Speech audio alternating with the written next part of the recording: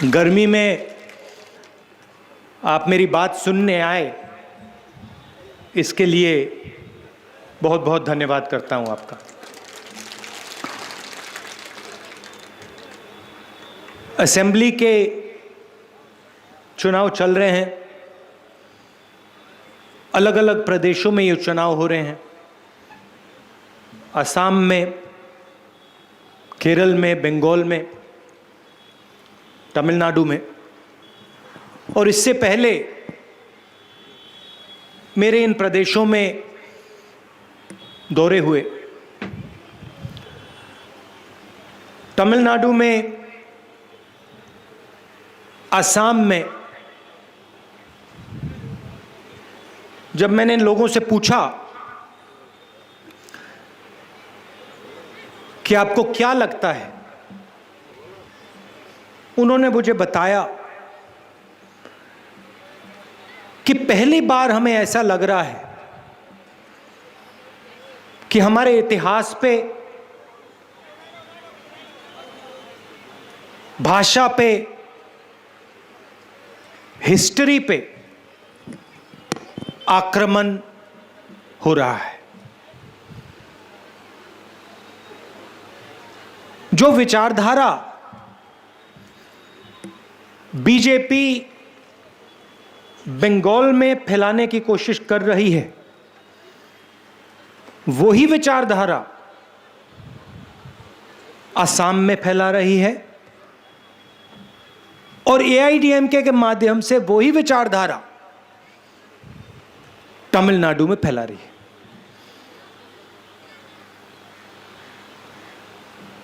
नफरत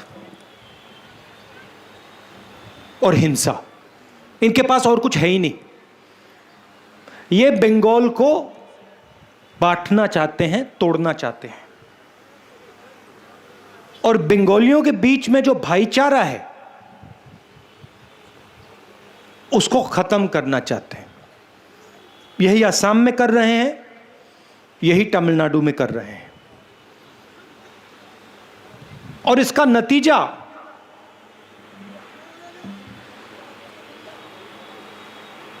खराब होगा।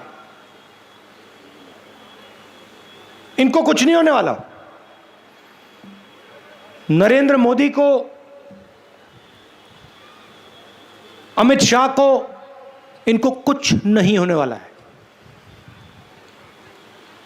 ये प्रधानमंत्री के घर में बैठे हैं,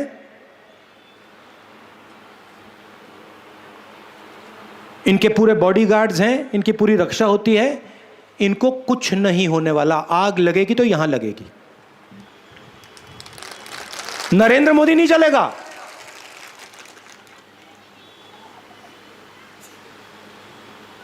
अमित शाह नहीं चलेगा, अमित शाह के बेटे को कुछ नहीं होने वाला। बंगाल जलेगा, बंगाल की माताएं और बहनें रोएंगी। यह होगा क्योंकि एक बार इन्होंने बंगाल को बांट दिया, फिर बंगाल में आग लगेगी, उसको कोई नहीं रोक सकता है। और ऐसी आग लगेगी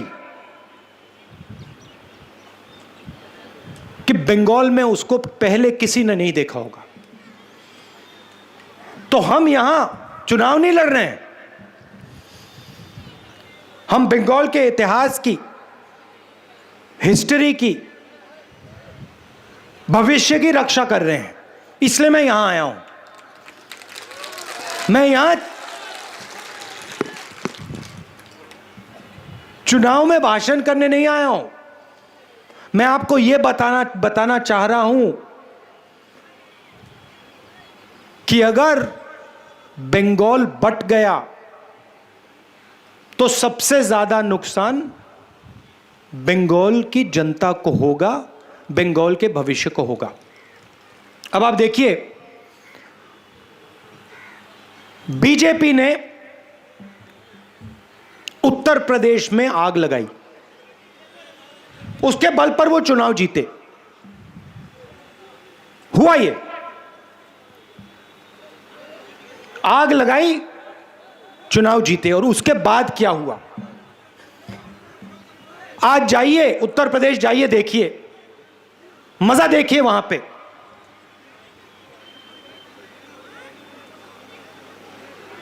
कोरोना आता है,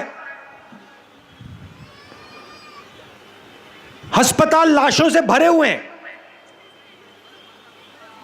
जहां भी देखो।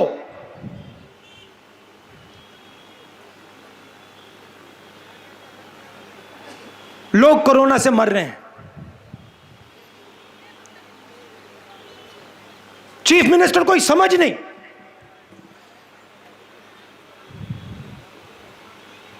कोई समझ नहीं। विकास की बात करो, कुछ नहीं हुआ। 8 बजे रात को हिंदुस्तान के प्रधानमंत्री टीवी पे आते हैं, कहते हैं भाइयों और बहनों, मुझे 500 रुपए 1000 रुपए का नोट अच्छा नहीं लगा, मैंने उसको रद्द कर दिया, खत्म कर दिया उसको। काले धन के खिलाफ लड़ाई है, कर दी काले धन के खिलाफ लड़ाई।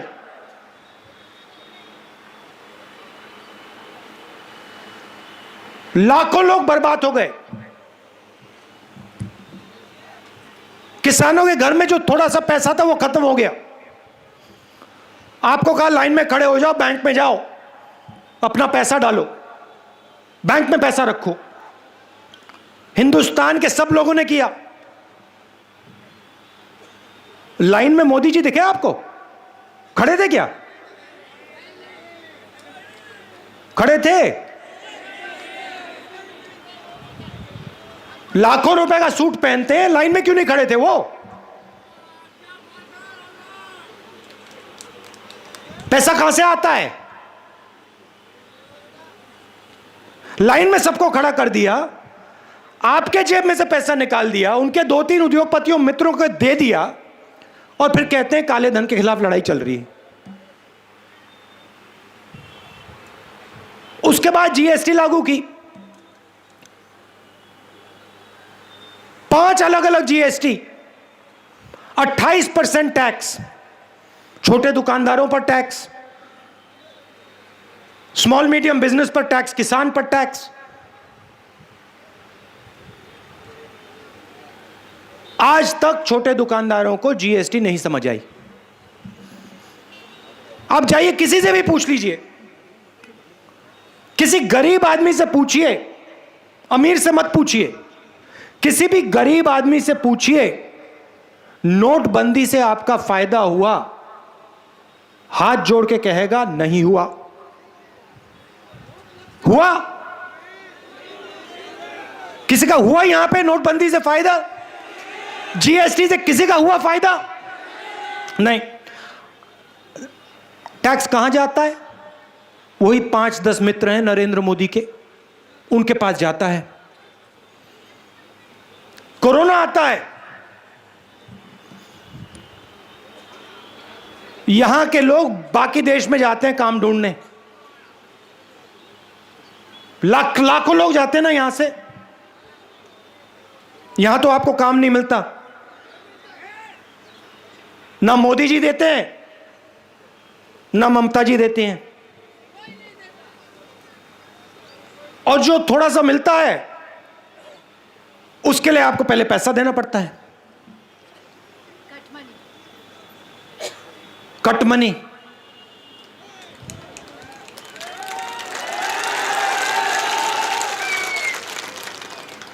पहला प्रदेश है जहां रोजगार लेने के लिए पहले डिपॉजिट देना पड़ता है। पहले डिपॉजिट दो, फिर पता नहीं शायद मिले ना मिले, जेब में से पैसा तो निकलेगा। ममता जी की देन है।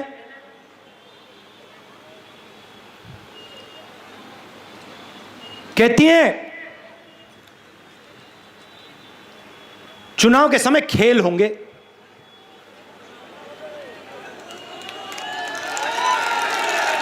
कैसा खेल? पहले आप यह समझाइए कि यहां की सड़क कौन बनाएगा? खेल खिलवाना है तो सड़क पे खेलेंगे ना।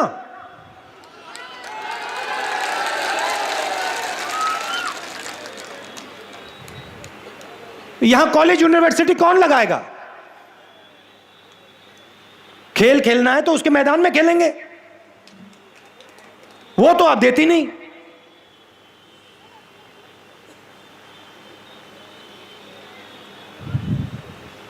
तो ड्रामा चल रहा है। एक तरफ नरेंद्र मोदी जी कहते हैं कोरोना आता है, कहते हैं भैया थाली बजाओ। मतलब पता नहीं, बात समझ नहीं आती आज तक। थाली बजाओ, घंटी बजाओ, मोबाइल फोन की लाइट ऑन कर दो, कोरोना भाग जाएगा। ये हिंदुस्तान के प्रधानमंत्री हैं।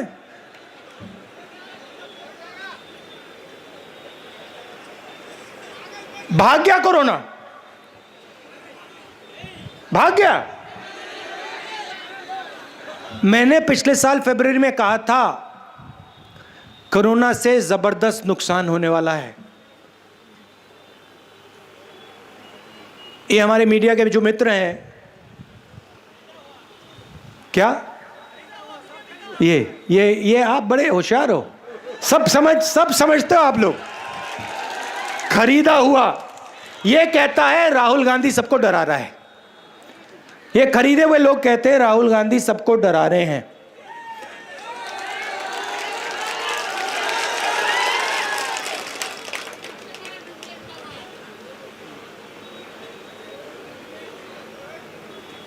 और देखो क्या नुकसान हुआ। मोदी जी लॉकडाउन करते हैं बिना किसी से पूछे। मैं मजदूरों से मिला, लॉकडाउन के समय मिला, कहते हैं, मैंने पूछा भैया बताओ क्या हुआ।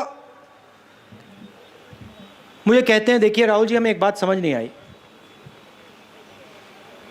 इस आदमी ने लॉकडाउन किया, हमें एक दिन तक नहीं दिया।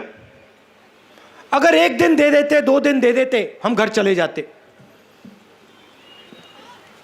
इसने एक दिन नहीं दिया, इसने लॉकडाउन किया, हम सब बर्बाद हो गए, खत्म हो गए, मर गए। इसने ये क्यों किया? मुझसे सवाल पूछ रहे हैं। मैंने कहा मैं क्या जानूं, प्रधानमंत्री से पूछिए उन्होंने क्यों किया। मगर यह बता सकता हूं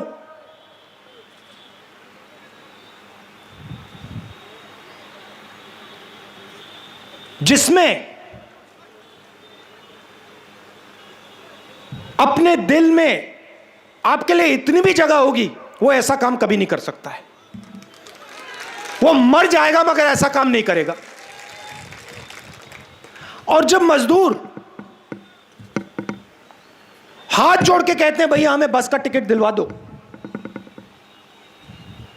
ट्रेन का टिकट दिलवा दो, वापस घर जाना चाहते हैं, बंगाल जाना चाहते हैं, तो सोनार बंगला वाला आदमी कहता है नहीं हम तुम्हें नहीं देंगे, 1 रुपया नहीं देंगे, मर जाओ।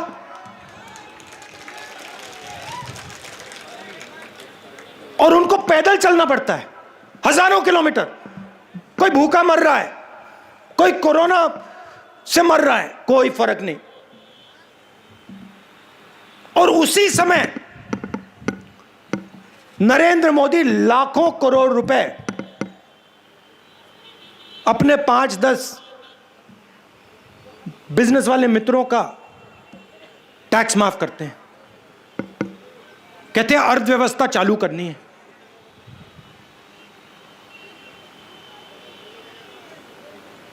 पूरा देश भूखा मर रहा है और आपके जेब में से पैसा निकालकर उन्हीं 5-10 लोगों को पैसा दिया जा रहा है।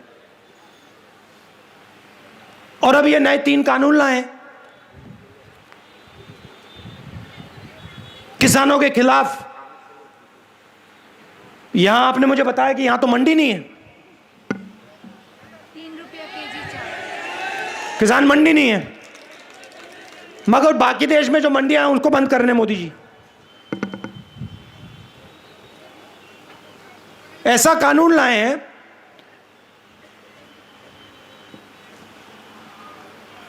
कि कोई भी बड़ा सा बड़ा उद्योगपति कहीं भी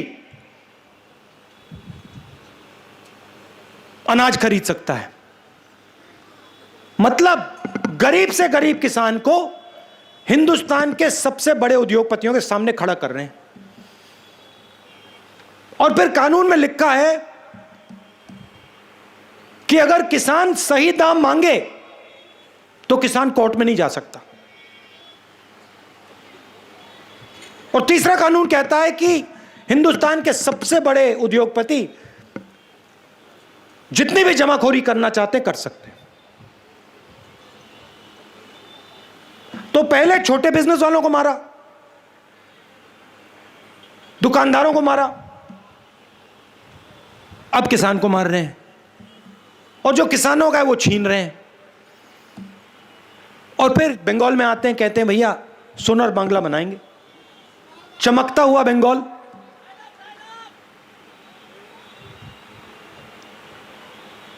जहां भी जाते हैं यही कहते हैं, सुनहरा तमिलनाडु, सुनहरा असम, सुनहरा यूपी, सुनहरा बंगाल। मगर किया क्या आपने? कितने युवाओं को आपने रोजगार दिया? हिंदुस्तान की अर्थव्यवस्था को आपने खत्म कर दिया, नष्ट कर दिया। बाकी दुनिया पहले देखती थी, कहती थी देखो हिंदुस्तान कितनी तेजी से आगे बढ़ रहा है, आज मजाक उड़ाते हैं। मेरे पास लोग आते हैं, विदेश से लोग आते हैं, मुझसे सवाल पूछते हैं। पहले पूछते थे भैया एक बात बताओ, ये जो आपका देश है, अलग अलग भाषाएं, इसमें अलग अलग धर्म हैं, अलग अलग प्रदेश हैं, ये सब एक साथ मिलके कैसे रहते हैं? इतना भाईचारा कैसे हिंदुस्तान में? ये सवाल मुझसे पूछते थे। यूएस के सेनेटर आते थे, इंग्लैंड के मंत्री आते थे, ये सवाल पूछते थे। आज आते हैं, कहते हैं भैया एक बात समझाइए, हिंदुस्तान में क्या हो गया? हिंदुस्तान में इतनी नफरत कैसे फैल गई? हिंदुस्तान में इतना गुस्सा क्यों है? हिंदुस्तान के लोग एक दूसरे को क्यों मार रहे हैं?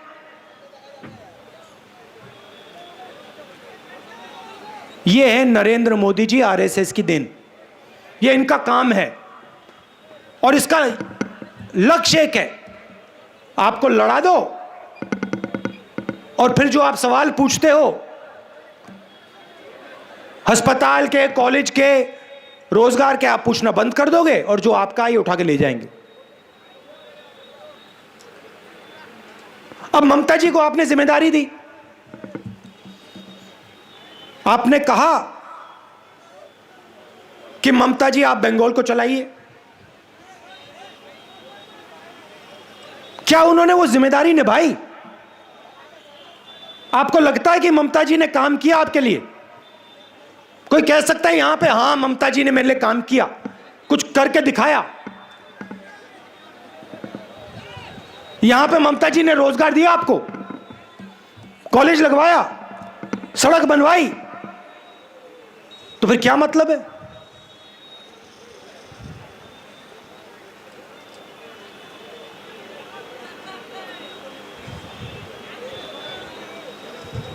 तो आपको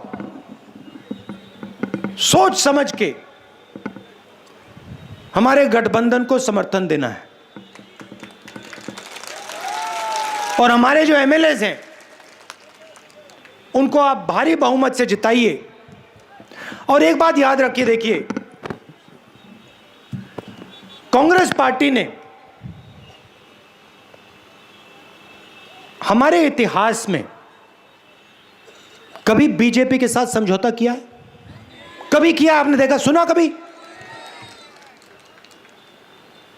कभी किया? कभी अलायंस किया उनके साथ? नहीं किया ना? ममता जी ने किया है? ममता जी ने कभी किया? तो आप एक बात याद रखिए, हमारी आरएसएस बीजेपी से विचारधारा की लड़ाई है,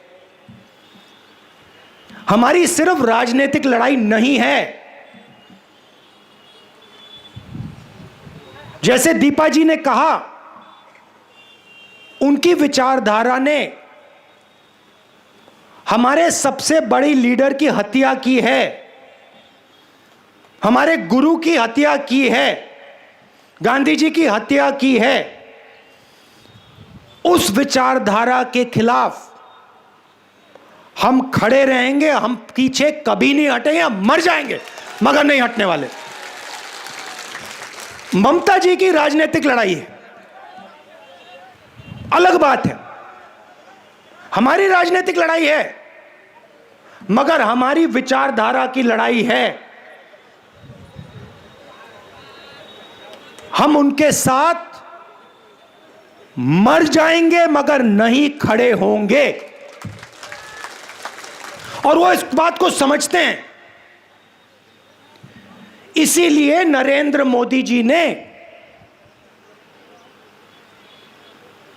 कांग्रेस मुक्त भारत की बात की थी। नरेंद्र मोदी जी ने टीएमसी मुक्त भारत की बात कभी नहीं की है। टीएमसी उनके लिए ठीक है, उनकी लड़ाई कांग्रेस पार्टी के साथ है, कांग्रेस पार्टी की विचारधारा के साथ है, और वो जानते हैं कि राहुल गांधी कभी पीछे नहीं हटने वाला है। और वो ये भी जानते हैं कि राहुल गांधी उनसे नहीं डरता है, उल्टा वो राहुल गांधी से डरते हैं।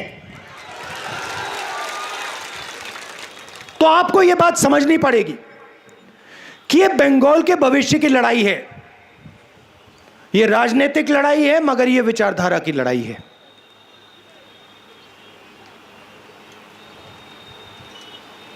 अब यह आपके हाथ में है। बीजेपी को रोकना है, बंगाल को बचाना है, और आप दबाकर हमारे गठबंधन को समर्थन दीजिए, हमारे कैंडिडेट्स को जिताइए। आप सबका दिल से बहुत बहुत धन्यवाद। आप दूर दूर से आए, खासतौर से जो महिलाएं आई हैं, आपको कष्ट हुआ होगा। आप सबको बहुत बहुत धन्यवाद, नमस्कार, जय हिंद। अंत में रमज़ान की शुरुआत है। आज हम अंबेडकर जी को याद करते हैं, और आपका बंगाल का कल नया साल शुरू होता है, तो इन सब चीज़ों के लिए आपको बहुत बहुत बधाई। नमस्कार।